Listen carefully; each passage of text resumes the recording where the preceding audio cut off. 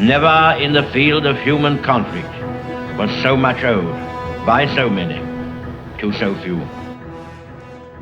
Hey guys, and welcome back to our wrap-up video of day 3 and our final day. We ended it a bit early on Sunday because of the simple fact, well, put it lightly, history repeated itself once more. The wonderful and gracious Allies ended up being victorious in the first inaugural 2021 Spring Offensive. So, tip my hat to Hilltop, tip my hat to Madman Dan. They were brilliant. Not only they received the most honorable award, but also received the most strategic award that's voted by the peers. And on top of that, they ended up winning the whole darn thing. And there's not much more to say. The Axis powers and the Comintern powers were constantly at each other's throats, but after the catastrophe that befell the Axis powers, and that was the fall of Japan, through some very aggressive moves by Hilltop himself, Japan did fall. And unfortunately, it was just a small minor error that our comrade Jinx made, but at the end of the day, that happens to all of us. I was so cautious as Italy myself, I didn't want to make a single mistake because I knew those victory points were vital. And you know what? That's the beauty of this game. You never know what opportunities might pop up, or in the case of Italy, what opportunities might never show up. So that's the thing. But one thing I did learn about this game is that playing Italy, I learned that if you're playing Italy as a separate power than Germany, the simple fact is if Britain really has their eye on Italy, then you know what? Then perhaps, if that's where they're sending the concentration of their forces and their buys, Germany realistically has to start producing a bit more of a navy and threatening Britain, the homeland, right?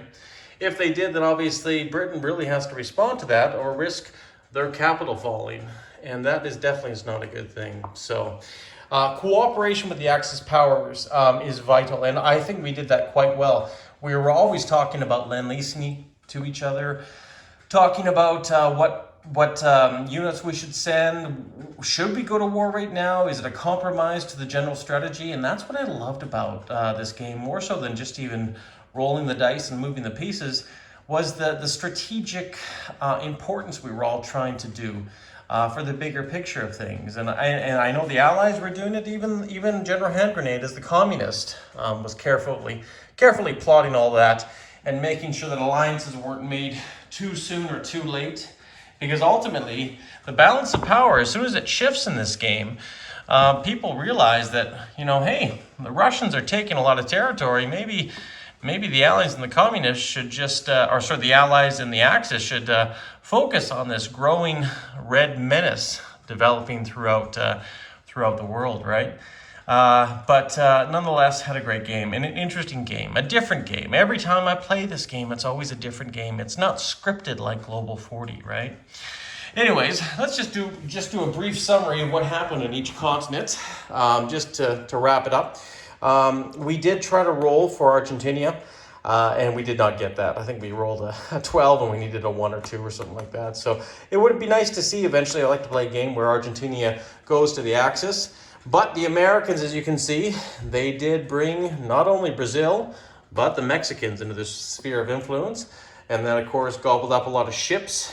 Here's a Brazilian ship that all became American here. So they were quite lucky with some of their influencing roles.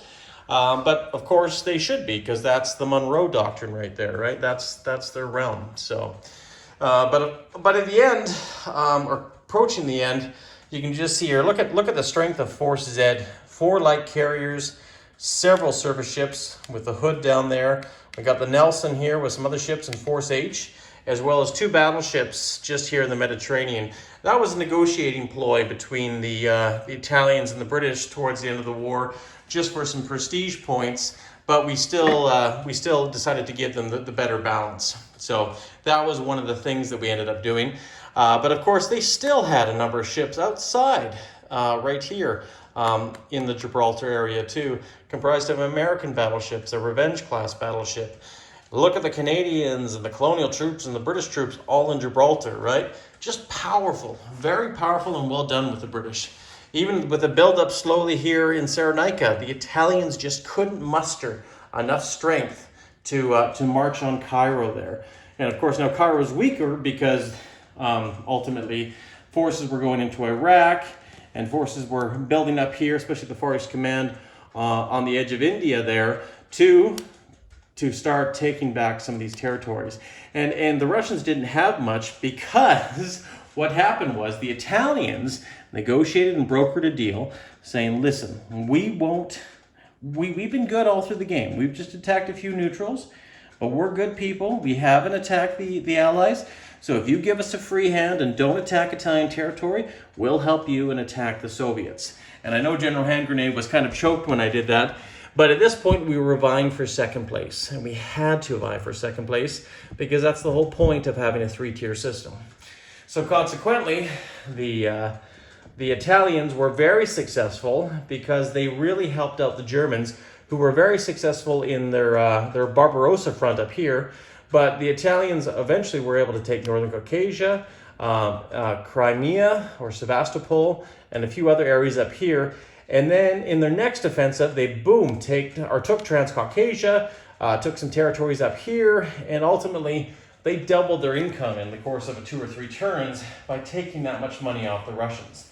And of course, with their bonus money, they were collecting about $22, which they never really got to spend because at that point, the war was over. And we were even getting some valuable Lend-Lease from the Allies in the form of a transport from the Americans, or from the British, and a strategic bomber, heavy strategic bomber from the Americans.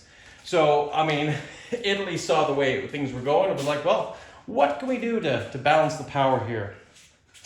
And ultimately, that's what happened. And the Germans, they had just pushed right through Kiev, and that was their new forward operating base.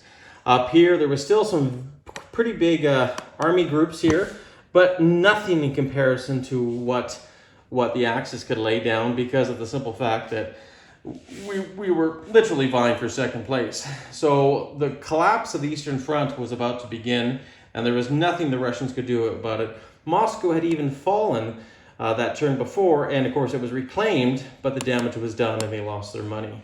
And over here, not only after the fall of Japan and the Americans occupied it, you can see here the KMT right here, and the Allies just blew up and exploded and took all of these territories back before the communists could even come in and liberate it for the CCP.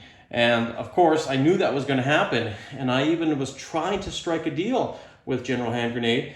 I said, listen, if we don't march our tanks back, both of us, right now, and just pretend that we're not at war, we're going to be out of this game. And sure enough, it didn't take long, because as soon as the Americans owned all of the Pacific and Japan fell, they were just able to reclaim all of this back here. And of course, they had this here. They had pretty much all of Africa sewn up, and the Italians bottled up. And of course, they owned the Atlantic. And it was just a matter of time before, the great crush happened from the west and from the east. Now, we had the advantage, as Jink says, of interior lines if we did that alliance, but it's in many ways a very unholy alliance because of the simple fact we are bitter enemies. But of course, we now have an enemy that is far, far stronger. And the money just said that time and time again, especially after Japan being destroyed. But you can see here what was going on in France. Look at all the rails that were destroyed by the British, and they were just choking off Paris, so it couldn't get reinforced. And once the invasion had started, and of course we had American heavy Strat bombers here, they were just ready to pounce, just destroy Paris. well, hopefully not destroy Paris, but destroy the Germans in Paris, and of course liberated for the French. The Vichy were still very strong, and I think that was the one thing about Rankarkis, is that he was so focused on this. I think he could have been a little bit more aggressive, and tried to take a bit more territory and beat back the Free French, but he had a lot on the go, right? And he had to deal with quite an extensive amount of threat. And it wasn't until the Italians came in and, of course, was able to take those southern territories there that realistically that sealed the deal for the defeat of the communists to third place. Aside from that, though, Germany did quite well and was building nothing but ground units. Of course, they were still able to retain the battleship they got in the Vichy rolls, which was very handy. Sweden, Norway, they never fell, just because the communists knew, well, we got a bigger problem now since the fall of Japan. The huge swing went to the Allies because Japan did so well at conquering a lot of this territory down here. Literally everything from Australia upwards. And unfortunately, it was just, like I say, it was just the beginning of the end. So, and even then, the Americans were laying down fast battleships. You can see here's the Missouri. And they were just built, and I think they laid down 8 or 9 jet fighters here, which were just ready to just cross the Atlantic here and just start devastating the German economy. And if they could reach, and if the right moon was swinging, they were probably even going to touch the communists. But right now, it was just total capitulation within a few turns. There was just no sight of winning. Would it be nice to just carry on the game, see how it went? Absolutely. Would have been nice to just see, this slow crawl of troops coming across Western Europe, and of course probably the Americans just slowly, as well as the KMT, just slowly coming in from the east. So, you know what? Love this game a lot. I'm just going to try to keep it a little bit more steady for you guys. It was just so much fun. I mean, so interesting and frustrating and disappointing and exciting. Just so many emotions riding high. And I was always trying to be the most diplomatic person, just trying to, well, what about this? What about that? Can we strike a deal here? Can we strike a deal there? That was just a lot of fun.